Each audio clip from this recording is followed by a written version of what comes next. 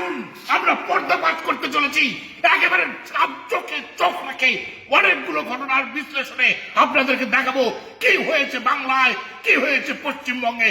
আসুন আমার সঙ্গে, আমি আছি পাঁচু পাঁচু টিভি নিয়ে। আসুন আমার সঙ্গে, আজকে আমরা পর্দাপাত করবো।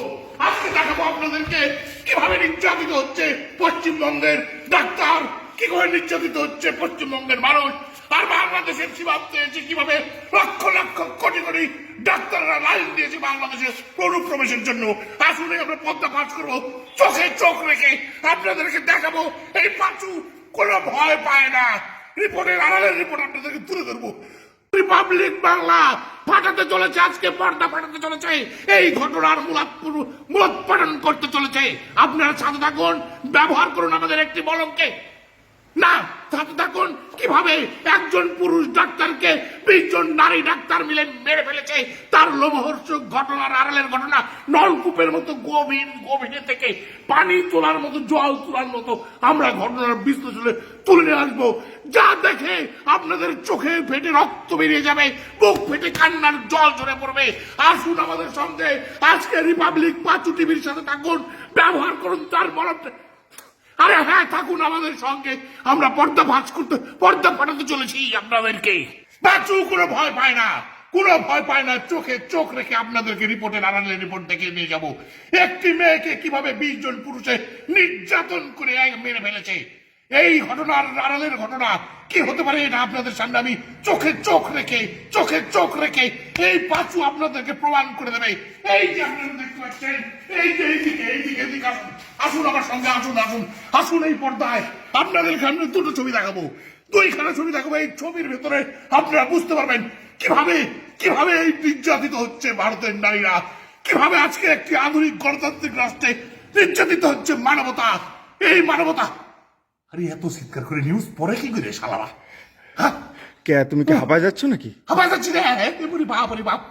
এই বাবারও তো অনেকক্ষণ ধরে চিল্লা রে ভাই। বাপ রে, কি চিল্লা শুটিং করা কষ্ট করতো। হ্যাঁ তাই তো, শুটিং করতে আমার মতো মোটা মানুষ পারাই। এই সর্বনাশ। হ্যাঁ হ্যাঁ, এই যে পশ্চিমবঙ্গে যে ঘটে গেল অভয়াকাণ্ড, এর জবাব চাই, এর জবাব দিতে হবে, এর জবাব চাই মমতা বন্দ্যোপাধ্যায়ের কাছে। এই মমতা বন্দ্যোপাধ্যায়ের তার অনুচরদের দ্বারা এই চক্রান্ত করে মেয়েদেরকে নির্যাতন করছে। আজকে এক দফা দাবি উঠেছে, বাংলাদেশের আন্দোলনকারীদের দেখে পশ্চিমবঙ্গে দাবি উঠেছে মমতার পতন চাই, এক দফা এক দাবি। এই দাবিকে সমর্থন জানিয়ে বাংলাদেশ থেকে কোটি কোটি মানুষ বর্ডার পার হয়ে, ভারতের বর্ডার পার হয়ে ইন্ডিয়াতে গিয়ে আন্দোলন করছে। এই আন্দোলনের সহায়তার হাত বাড়িয়ে দিয়েছে সারা বিশ্ব। এই ঘটনাকে পর্দাফাশ করতে আমি বাঁচু আপনাদের সঙ্গে আছি।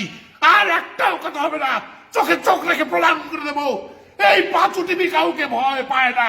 আমি একটা বিরতিতে যাচ্ছি, বিরতি থেকে এসে আমার জন্য আপনাদেরকে দেখি, না দেখতে পেলে আপনাদের খবর আছে, এই বলে দিলাম।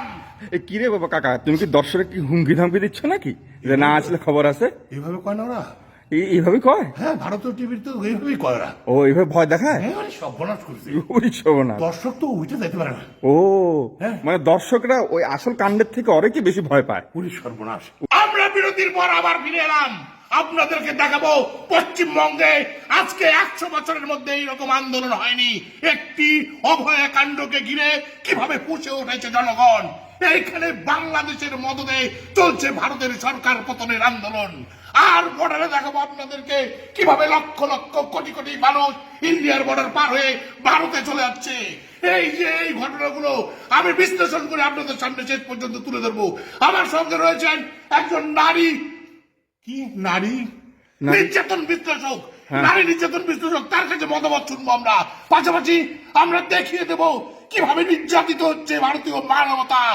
আমি এই পাঁচু আপনাদেরকে রিপোর্টের আড়ালের রিপোর্ট তুলে ধরবো। আজকে আপনাদেরকে সবাইকে ধন্যবাদ আমার সাথে থাকার জন্য।